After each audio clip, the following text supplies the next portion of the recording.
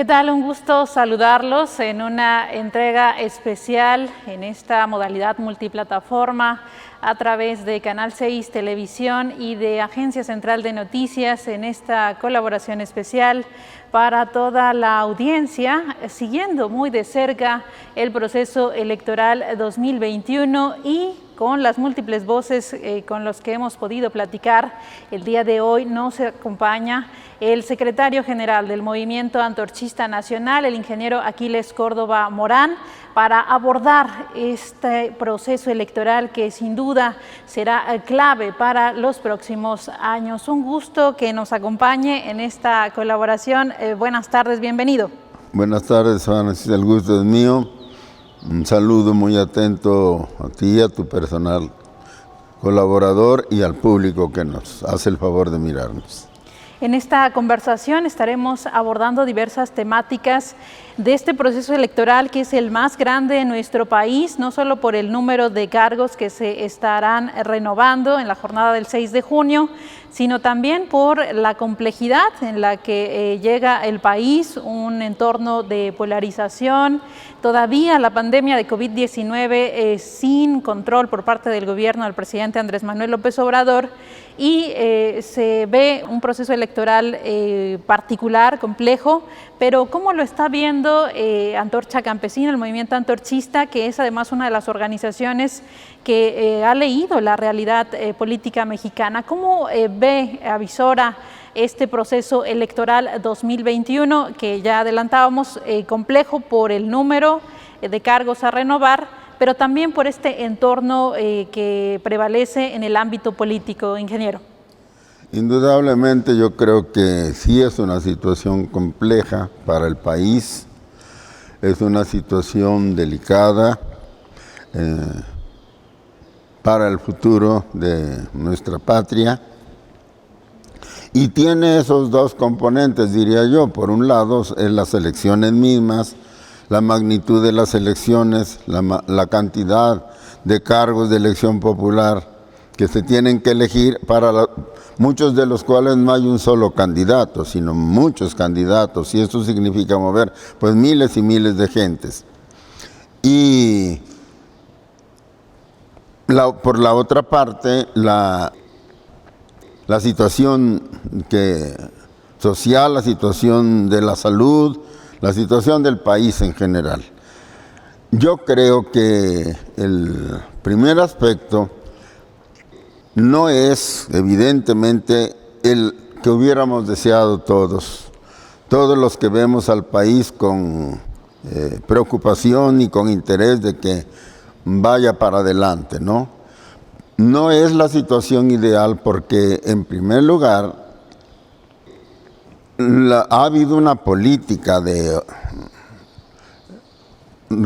recortes, llamémosle así, de recortes presupuestales en general, la política de austeridad, la política anticorrupción del gobierno, que se ha aplicado de una manera, diría yo, poco meditada, sin pensar las repercusiones de largo plazo o las repercusiones que puede tener en otros fenómenos simultáneos, en el sentido de que los puede afectar negativamente. Y este es el caso del INE.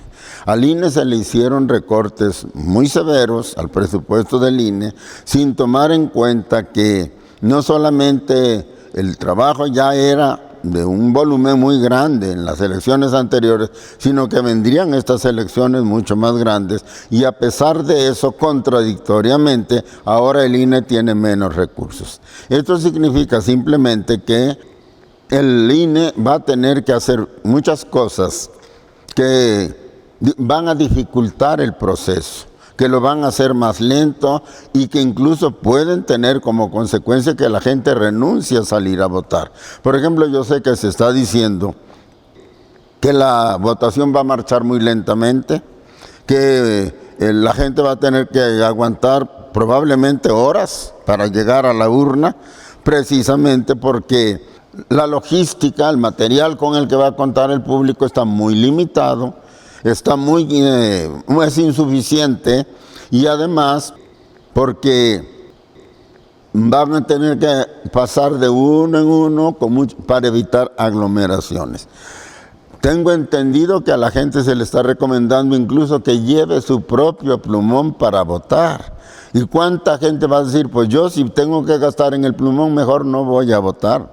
Y esto está ocurriendo por el recorte que se le ha hecho al INE.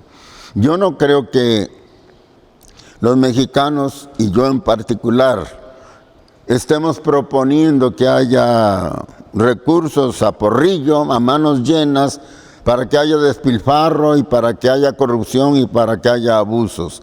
Pero me parece que debió haberse dimensionado bien, cuantificado bien la magnitud de la tarea del INE y ajustar el presupuesto para que cuando menos lo que sí es indispensable para la comodidad, para la seguridad del votante, se hubiera garantizado. Y eso no se ha hecho, el recorte no lo permite y entonces esto va a dificultar mucho la votación. ¿Qué va a pasar? Que vamos a llegar a las 6 de la tarde, hora del cierre de las casillas, y que mucha gente no se ha formado, porque tengo entendido que sí se ha dicho, se está diciendo que la gente que ya esté formada, sí la van a tener que agotar. Pero mucha gente que no va a poder llegar a tiempo, cuando esté próxima a cerrarse la casilla, ya no la van a dejar que se forme. Y si esto lo combinamos con la lentitud con que va a marchar el proceso, pues evidentemente aquí estamos eliminando a muchos votantes en vez de facilitar la participación de la gente. Entonces, el tamaño de las elecciones, la cantidad de gente que se tiene que mover por parte del INE, todos los operadores del INE, la cantidad de recursos materiales que hay que poner a disposición del votante, la lentitud con que ahora van a tener que fluir en las casillas la gente que va a votar y la magnitud de las candidaturas que se van a tener que elegir, nos dan una idea de la dificultad del problema. Pero esto tenemos que contextualizarlo, tenemos que dimensionarlo en función de que ahora el INE tiene menos dinero para llevar adelante este proceso. Entonces, eso es por el lado, digamos, del árbitro. Ahora, ¿qué es lo que pasa con el país? ¿Qué es lo que pasa con la gente? Pues la situación allí es particularmente desfavorable. En primerísimo lugar tenemos la pandemia. No hay ni siquiera un porcentaje mínimo de inmunización de la gente como para que podamos pensar que la gente ya no tiene temor de salir, de acudir a las aglomeraciones, es decir, a correr riesgos de contagiarse, como es el caso de las elecciones. Me parece que no, porque aunque sí se ha venido acelerando en estos días la vacunación, o cuando menos eso es lo que dicen, está claro que esto se ha venido haciendo con fines proselitistas, con fines clientelares, para que la gente se emocione o se sienta satisfecha por el papel, por el trabajo que está haciendo el gobierno en favor de la salud de la gente. Y esto está produciendo un efecto que puede resultar incluso grave para la salud de la gente. Es decir, se están inflando las cifras de la vacunación. Porque se está diciendo que ya tenemos vacunados a millones de gentes, pero no se aclara que la gran mayoría de esos millones vacunados solo ha recibido la primera dosis. Se dice, los medios lo dicen, lo han dimensionado, que no llega al 10% del total de vacunados el que ha recibido las dos dosis, el que está realmente inmunizado. Entonces, está claro que la pandemia está, digamos, descontrolada, y esto va a hacer que la gente tenga temor de salir a las calles, de ir a las urnas, perdón. La otra cosa es que la gente está en situación económica muy difícil, porque todos sabemos que ha habido muchos cierres de empresas. Se dice que millones de micro, pequeñas y medianas empresas han cerrado. Esto significa millones de desempleados y significa también que muchos empleados han bajado sus ingresos Y los que estaban empleados por su cuenta, pues de hecho no tienen ingresos porque el público ya no tiene dinero para comprarles y ellos mismos tienen muchas dificultades para salir a vender. Entonces la gente, la crisis económica es fuerte. Si vemos las cifras globales, sabemos que la medición del PIB del año pasado dice que la economía mexicana cayó un 8.5%. A mucha gente esto no le dice nada, pero nosotros sabemos que esto significa más desempleo, más cierre de empresas y por lo tanto más pobreza, menos ingresos para la gente. Entonces, este es otro factor negativo. Y si ahora además le decimos a la gente que tiene que llevar su propio plumón para votar, pues simple y sencillamente vemos cómo está de complicada la situación. Tenemos que añadir otros factores.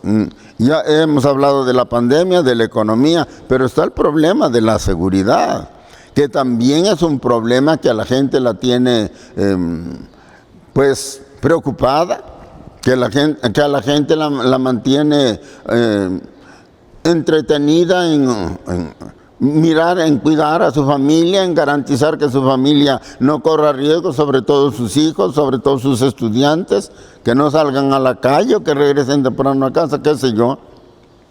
No está, cuando menos anímicamente, la gente volcada hacia las elecciones con entusiasmo, con verdadero deseo, con verdadera voluntad de participar en estas elecciones. Y no la podemos culpar.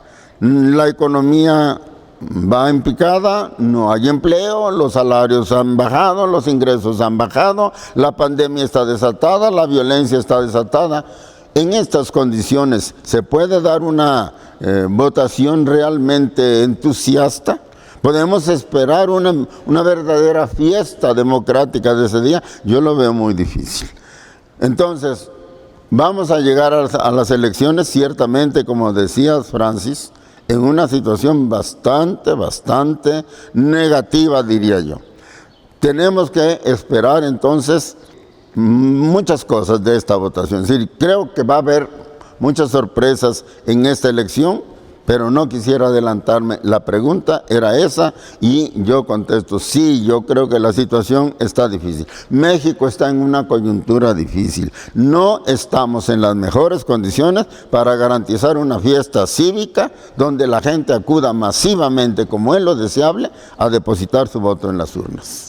Estamos platicando en esta primera parte sobre el contexto en el que se va a desarrollar este proceso electoral.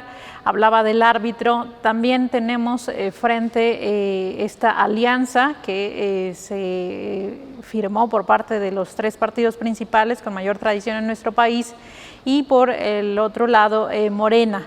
Estos dos puntos de alternativas para el electorado son claramente visibles. El país sí está frente a esa disyuntiva entre apoyar a la alianza o ratificar, digamos, a Morena en estas elecciones. ¿Sí está en esta disyuntiva nuestro país? Bueno, mi opinión personal es que la disyuntiva no es precisa, no es clara, no es nítida.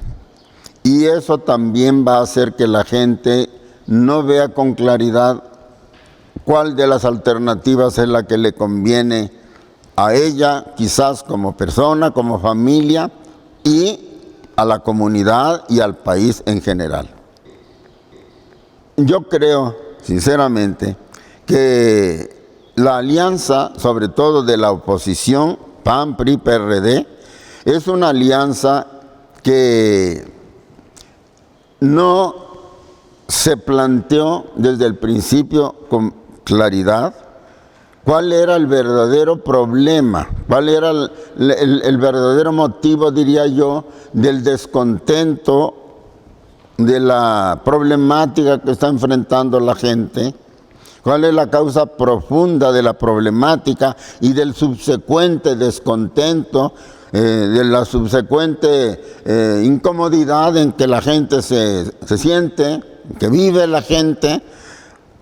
Y por lo tanto no se precisó qué respuesta había que dar, qué oferta había que darle a la gente para que la alternativa, para que la disyuntiva realmente fuera clara y para que la gente realmente pudiera decidir con conocimiento de causa, diría yo, teniendo claro lo que le conviene, decidir por quién votar. Porque la alianza no está planteando, y todos lo sabemos, nada claro ni nada nuevo. ¿En qué se está basando la propaganda de la alianza? En las críticas al gobierno actual, en las deficiencias que ha planteado el gobierno, que ha generado la política del gobierno actual, en los daños que esta política está causando, que son muy ciertos, y en fin, la actitud poco respetuosa de la ley, poco respetuosa de los derechos ciudadanos, poco respetuosa del sistema democrático, de la división de poderes, de la misma Constitución General de la República, que todo esto está siendo muy duramente modificado y diría yo atropellado por parte del gobierno de la Cuarta Transformación. Entonces, materia para criticar al gobierno de la Cuarta Transformación hay y hay de sobra. Pero evidentemente que a la gente no le interesa solo que le digan en qué está fallando el gobierno, cuáles son los resultados de su política, muchos de los cuales la gente vive y siente y conoce y no necesita que se los digan. La gente necesita que se le diga, estos problemas tienen esta causa profunda y nosotros proponemos remediar integralmente, globalmente la problemática con una alternativa distinta. Nosotros te proponemos esto. Queremos cambiar la política nacional en estos puntos, en este sentido, previendo tales resultados que seguramente te van a beneficiar a ti. Eso no se está haciendo. Si a eso le añadimos que los partidos de la alianza están recurriendo a cartuchos quemados, como se dice vulgarmente, están recurriendo en muchos casos a cascajo político ya desechado, que la gente realmente los conoce y que en 2018 a través de su voto repudió por el mal desempeño de esa gente, por el mal comportamiento político de esa gente. Si le añadimos eso, entonces, ¿cuál es el atractivo? ¿Cuál es el imán con el que la alianza quiere jalar el voto popular? Me parece que ese atractivo, ese imán, es sumamente débil. Eso es por el lado de la alianza PAN, PRI, PRD. Por el lado de Morena, evidentemente que ellos no pueden hacer una campaña en que le hablen a la gente con la verdad, porque si le hablan a la gente con la verdad tendrán que reconocer que las medidas que han tomado, las políticas que han puesto en práctica, no han dado los resultados que prometieron. Y algo más grave, han dado en muchos casos los resultados totalmente opuestos a los que la gente esperaba y que ellos habían prometido. Entonces van a hacer una campaña a base de mentiras, a base de medias verdades, a base de generalidades, como hablar contra la corrupción, hablar contra los corruptos del pasado, hablar de que la cuarta T es la esperanza de México, es decir, cosas que mareen a la gente, pero que no le van a hacer ninguna claridad sobre la verdadera oferta de la Cuarta Transformación. Entonces, ¿cómo va a poder elegir la gente en esta disyuntiva? ¿Cuál es el criterio? ¿Cuál es la razón de fondo que podría llevar a la gente a decir, yo me voy aquí porque creo que esto es mejor? No, yo no lo veo. Y entonces, ¿qué va a decidir? Pues va a decidir el que tenga más recursos, el que tenga más gente para mover al electorado, el que pueda ofrecer más beneficios o incluso entregar beneficios, y evidentemente que ese es el bando de Morena, puesto que tienen el poder de la República, el presupuesto de la República y por lo tanto pueden contratar a muchísimos promotores del voto, como de hecho ya los tienen, y pueden incluso hacer un manejo, aunque ilegal, para mucha gente eficaz de los programas de gobierno, de incluso la vacunación de la que acabábamos de hablar, que evidentemente se está manejando con fines electorales. Todo esto que la ley prohíbe expresamente, pero que ya vemos que al presidente de la República no le interesa la ley, lo van a manejar y van a volver a engañar a la gente. Este es el riesgo. Creo yo, sinceramente, que lo único que puede ayudar, y creo, no lo digo como menospreciando lo que puede ayudar para que la alianza obtenga triunfos, para que la alianza avance en alguna medida importante, significativa, esto va a ocurrir simplemente porque la gente sí sabe, sí conoce, sí siente en carne propia, vive en su propio hogar, en su propia familia, el daño, los malos resultados, las malas políticas que ha estado implementando la Cuarta Transformación.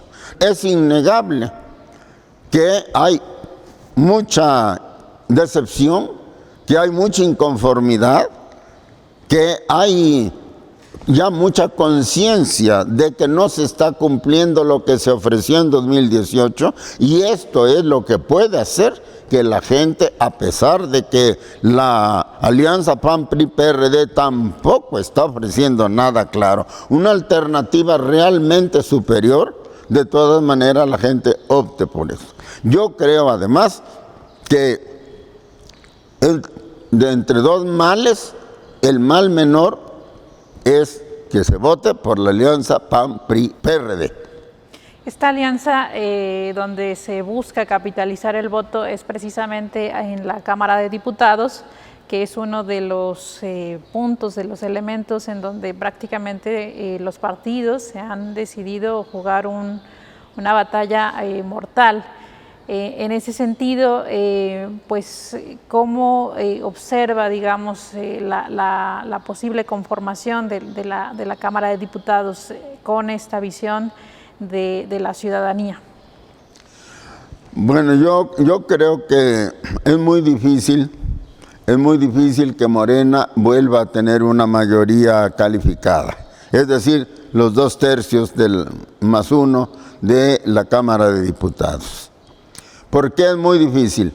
Porque desde la elección de 2018, que fue, todo el mundo le llama así, un verdadero tsunami electoral en favor de López Obrador, ellos no obtuvieron en buena ley y de acuerdo con la votación en las urnas, no obtuvieron la mayoría calificada.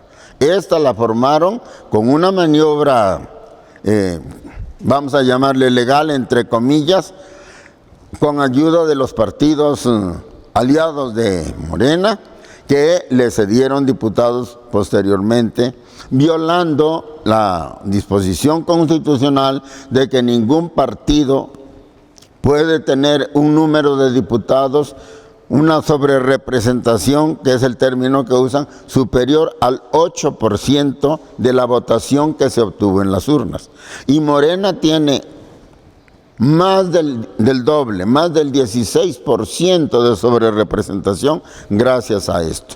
Entonces, si eso sucedió en el tsunami pasado y ahora el INE está pendiente, cuando menos hasta donde lo dejen, de que esta maniobra no se vuelva a repetir para ningún partido, porque no lleva dedicatoria Morena. Ningún partido puede rebasar el 8% de sobrerepresentación. Si el INE hace cumplir este principio, yo veo muy difícil que Morena vuelva a tener la mayoría calificada. Pero la mayoría absoluta, sí, el 50% +1 es probable que lo alcance. Lo que tienen que hacer los demás partidos, los partidos que realmente quieran competir, es precisamente tratar de hablar, de acercarse al electorado, tratar de despertarle al electorado el interés por una renovación de la Cámara, de manera que, aprovechando los negativos que son muchos de la política de Morena, la gente entienda y vote por los diputados que le proponga la oposición, vamos a llamar en general, porque fuera del PAN, PRI, PRD, está también Movimiento Ciudadano, que está haciendo su política por su lado, pero que también se manifiesta claramente como oposición a Morena. Entonces, yo creo que en este caso, desde mi punto de vista personal, tanto la alianza como Movimiento Ciudadano deben de sacar una buena votación, deben de adquirir o de ganar una buena cantidad de diputados para que empaten, para que equilibren más la fuerza de Morena, el dominio de Morena dentro de la Cámara de Diputados. Esta es la primera parte de esta conversación con el ingeniero Aquiles Córdoba Morán. Vamos a ir a una pausa y regresamos para abordar otras temáticas en esta conversación. Regresamos a esta entrevista con el secretario general del Movimiento Antorchista Nacional, el ingeniero Aquiles Córdoba Morán. Estamos conversando sobre la perspectiva de esta organización en torno al proceso electoral del 6 de junio próximo y hablábamos sobre esta importancia de renovar el Congreso, en donde están estos dos vertientes, tanto la alternativa de ratificar a Morena como también la de optar por la alianza, e incluso usted hablaba de Movimiento Ciudadano como parte de la oferta que tendrían que valorar, digamos, los ciudadanos en esta recta final ya al 6 de junio y pues también sobre los pasos en falso que no deben dar los partidos en contienda en este caso, para plantearle de manera un poco más clara lo que están proponiéndole al país. Son estos partidos en los que se tendría que centrar el electorado para valorar, digamos, si es que está inconforme con las políticas de la 4T.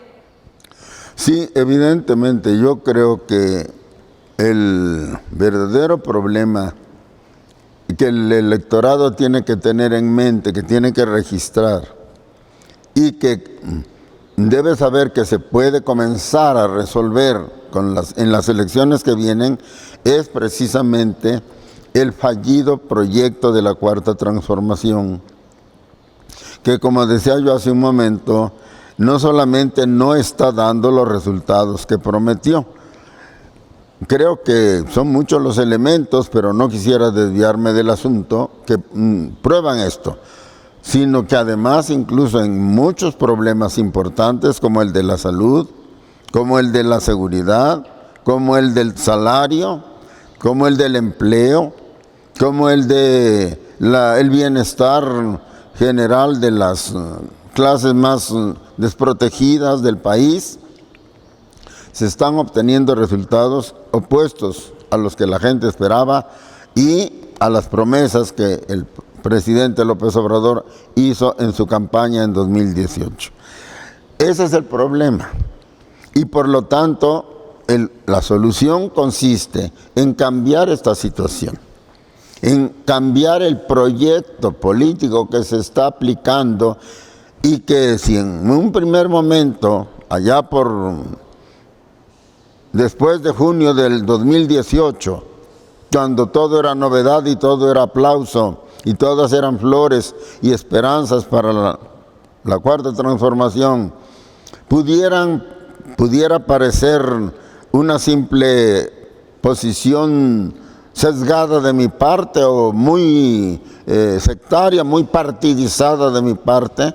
Ahora yo puedo decir con entera honradez que no es así, porque de lo que yo estoy hablando es de hechos, ya no de promesas, ya no estoy mirando o haciendo pronósticos para el futuro, es que ya lo estamos mirando. Es que ya lo estamos viviendo. Lo que en 2018 era una promesa, ahora ya es una realidad. Y esa realidad resulta muy distinta a la que nosotros esperábamos. Siendo así, siendo un hecho real, no una opinión, sino un hecho real y constatable, que la política de la Cuarta Transformación no está mejorando la condición de las grandes masas trabajadoras y populares de este país, entonces el problema es cambiar esta política. Y la gente lo tiene que mirar así. Cambiar esta política. Ahora, ¿cómo la vamos a cambiar? Bueno, pues cambiando al gobierno, cambiando a la gente que está gobernando, cambiando al partido que gobierna y tratando de colocar en el poder a gente que haga mejor las cosas.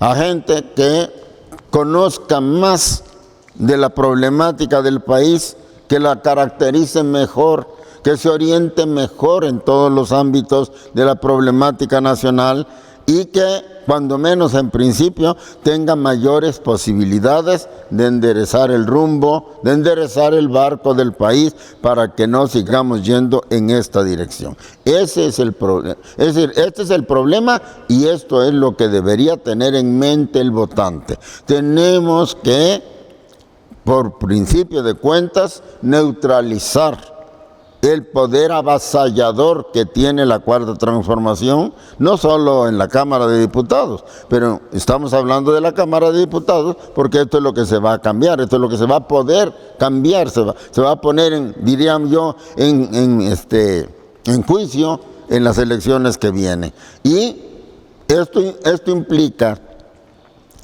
que aun cuando los candidatos la alianza y Movimiento Ciudadano, que no está en la alianza, no estén precisamente ofreciendo un proyecto de país claramente superior y claramente favorable a los intereses de la gente, de todos modos es correcto, es conveniente que se vote por estos diputados porque van a servir de contrapeso, o deben servir de contrapeso a el poder avasallador de Morena. En estas elecciones creo que no se podría aspirar a más.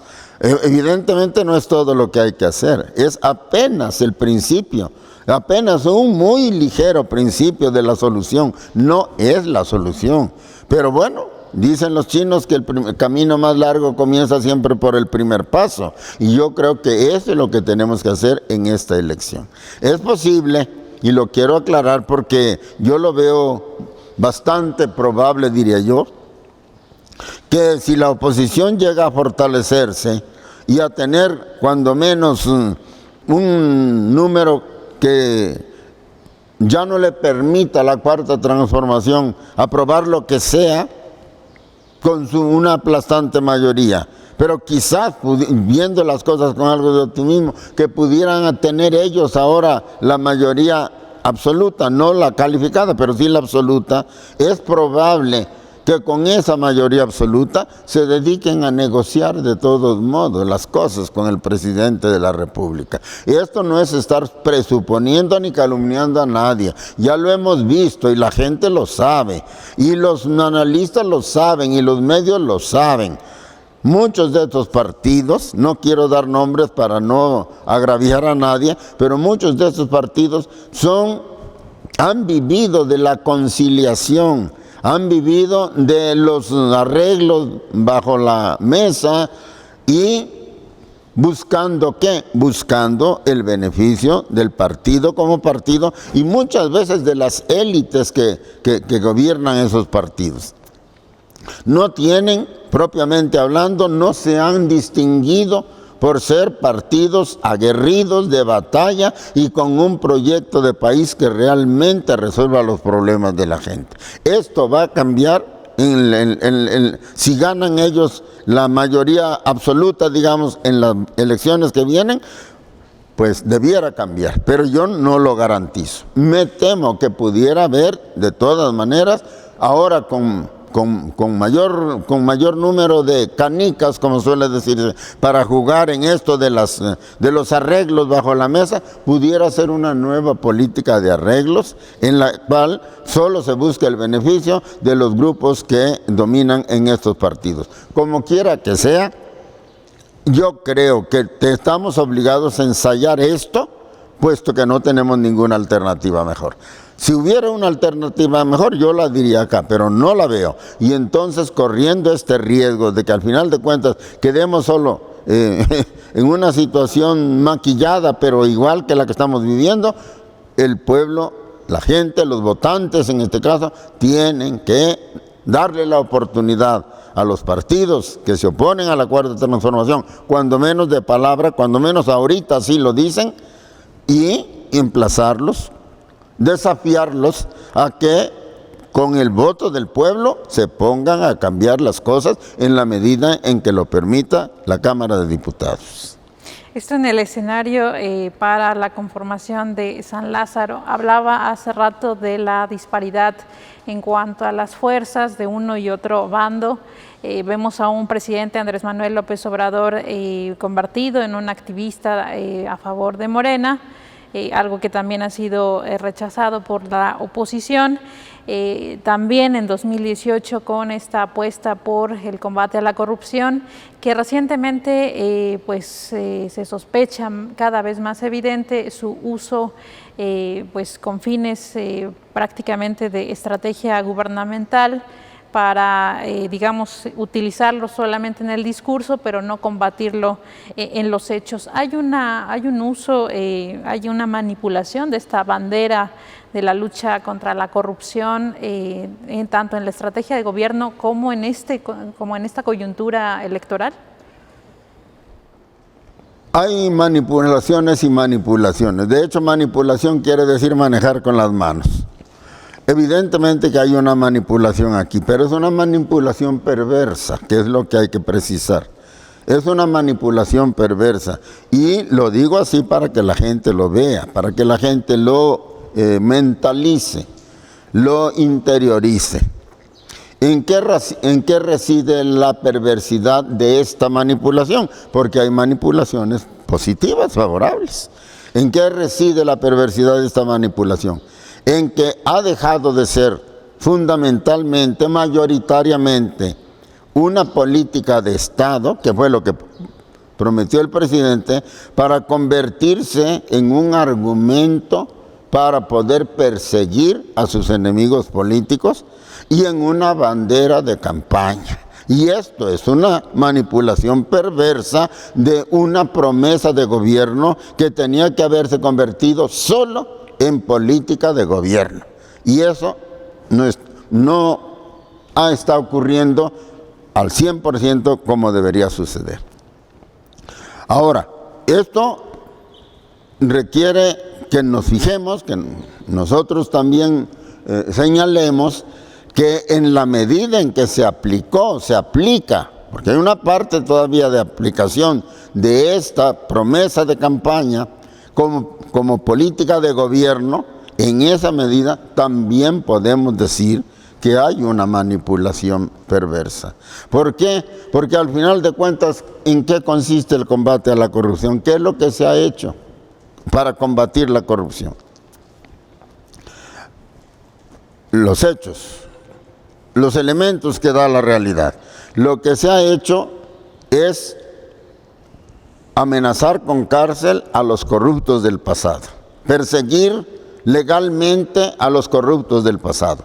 Y eso no está mal. Pero ahora preguntémonos, ¿y cuántos corruptos del pasado están en la cárcel? ¿Cuánta gente realmente está recibiendo el castigo que mereció? Pero yo todavía miro más delicada la cuestión, porque aunque los metieran a la cárcel, aunque estuvieran en la cárcel, ¿es eso combatir la corrupción? Pues yo, francamente, no lo veo así. No lo veo así. Porque al final de cuentas, la corrupción es haber abusado, haber prevaricado con el dinero público. El que nosotros metamos a la cárcel a los corruptos del pasado nos va a obligar a devolver toda la fortuna que sustrajeron del tesoro público. Yo lo veo prácticamente imposible.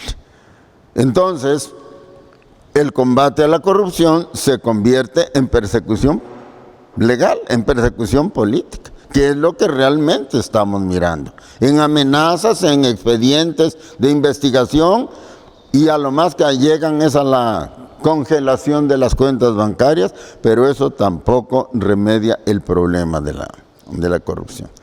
Y por el otro lado, hay datos que los ha dado el INEGI, donde demuestran que el año pasado la corrupción medida por ellos fue más alta que la que se dio en el último gobierno de Peña Nieto. Es decir, estamos hablando del gobierno ya del presidente López Obrador.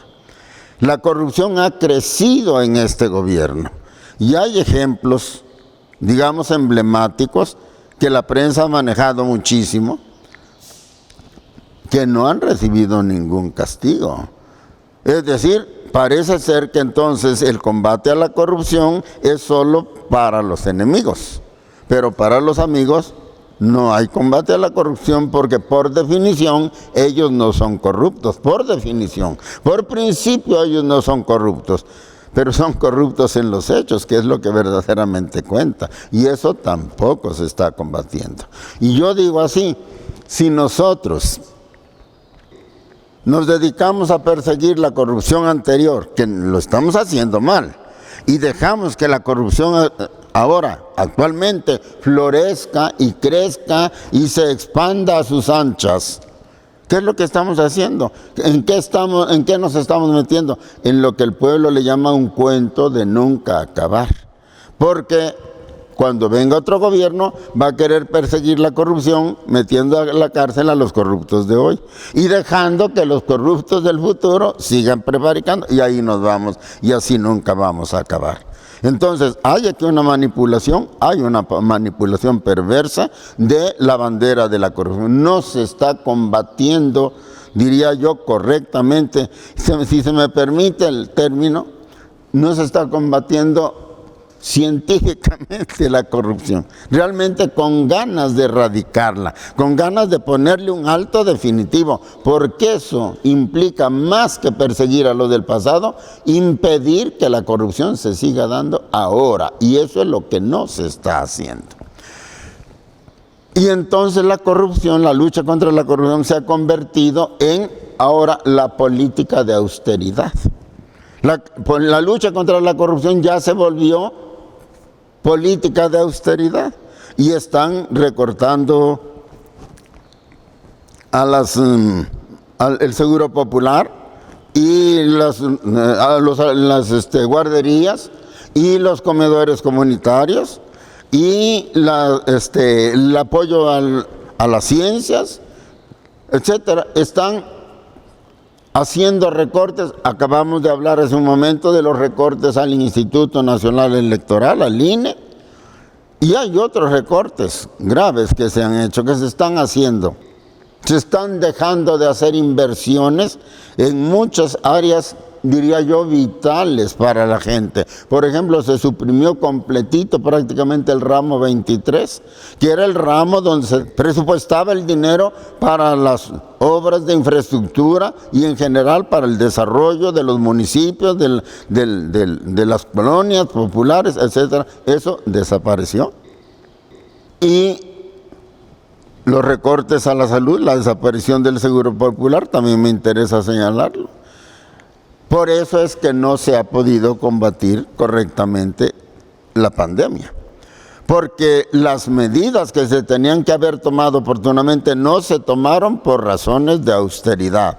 No se compró el equipo suficiente para los hospitales, no se habilitaron los hospitales con camas adecuadas para atender a los enfermos graves, no se adquirieron los fármacos que podían auxiliar a controlar el enfermo, no se les dio a los médicos y al personal de la salud en general un equipo suficiente para protegerlos.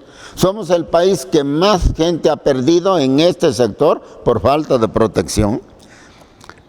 No se le dio atención a toda la gente, se le recomendó a la gente que solo fuera a los hospitales si estaba ya muy grave, y entonces mucha gente se murió en la calle, se murió en su casa, y ni siquiera pasa a formar en las estadísticas de los muertos del coronavirus. No se compraron medicinas para otras enfermedades, y ahora sabemos que mucha gente con cáncer, con diabetes, con VIH, con hipertensión, con mal, con problemas cardíacos, también se ha muerto porque la dejaron en el abandono. No había espacio en los hospitales, no había médicos disponibles, ni había medicinas para atenderlos.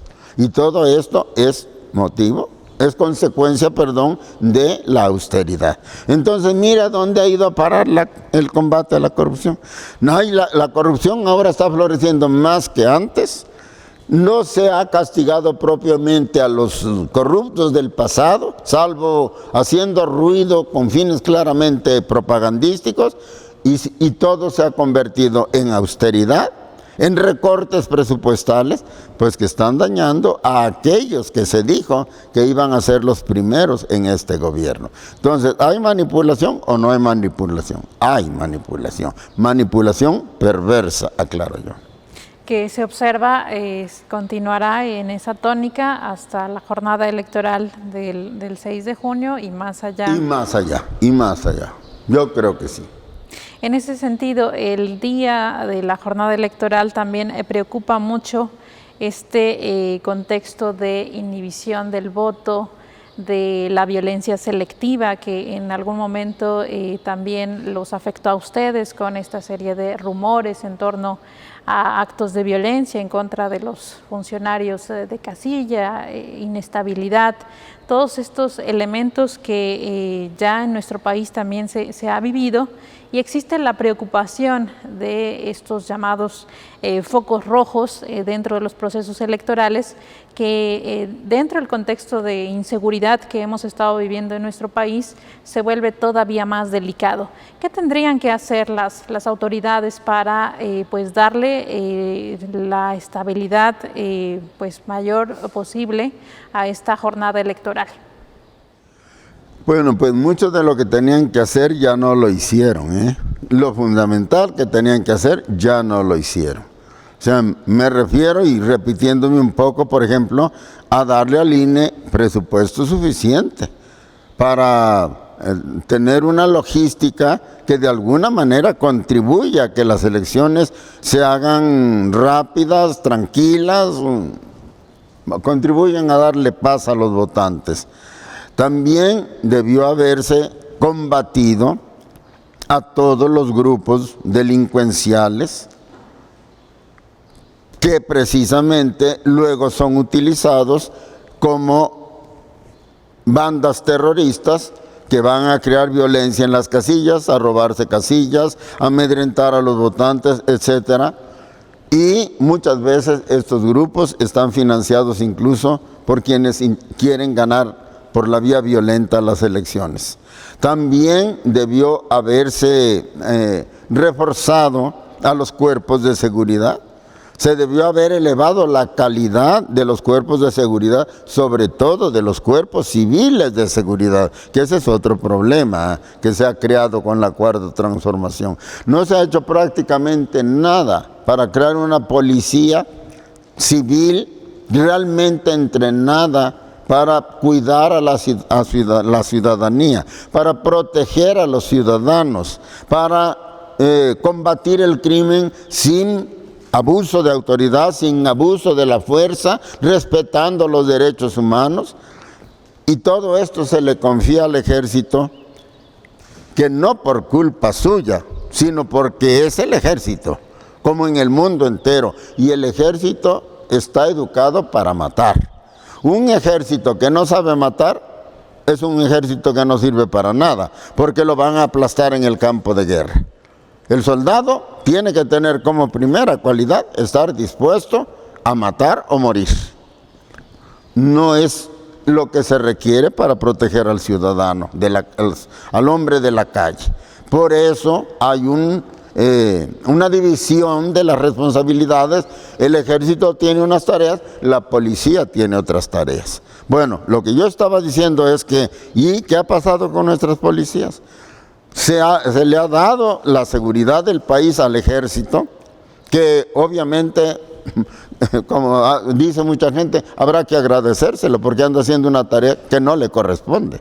Pero el hecho es que el ejército no está preparado para eso y se ha dejado a un lado la preparación de las policías. Entonces, ahora que vienen las elecciones, ¿con quién vamos a cuidar las casillas? ¿Con el ejército? Eso amedrenta a la gente, eso amedrenta a los votantes. Y en un descuido puede haber incluso violación de los derechos humanos, puede haber uso excesivo de la violencia, como ya lo hemos visto que ha ocurrido en otros casos. Entonces, todo esto debió haberse hecho antes y no se hizo. Y no se hizo. Ahora bien, vienen las elecciones en esta situación. ¿Qué es lo que debe hacer el Estado? Pues simple y sencillamente aplicar la fuerza pública conforme a la ley, conforme al derecho, para asegurar la tranquilidad, la paz, ahora sí que la seguridad de los votantes, de los responsables de casilla y del público en general. Eso es lo que le queda por hacer. Eso es lo que le queda por hacer. El Estado tiene por ley el monopolio de la fuerza.